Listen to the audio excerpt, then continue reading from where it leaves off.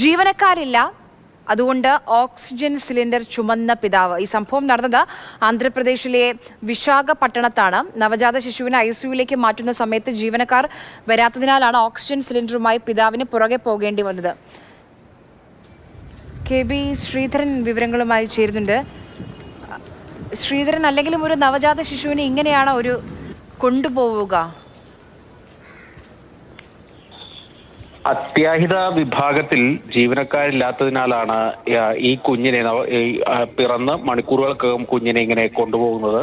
ആ കുഞ്ഞിനെ കൊണ്ടുപോകുന്ന രീതി തന്നെ നമുക്ക് കണ്ടാൽ അല്പം ആശങ്ക ഉണ്ടാക്കുന്നതാണ്. അതായത് മാസം തികയുന്നതിന് മുൻപേയാണ് ഈ കുഞ്ഞ് പിറന്നു വീഴുന്നത്. ഉടൻ തന്നെ കുട്ടിയെ MICUവിലേക്ക് മാറ്റണമെന്ന് ഡോക്ടർമാർ നിർദ്ദേശിക്കുകയായിരുന്നു. നഴ്സ് കയ്യിൽ കുഞ്ഞിനെ വാരിയെടുത്ത് MICUവിലേക്ക് പോകുന്നു.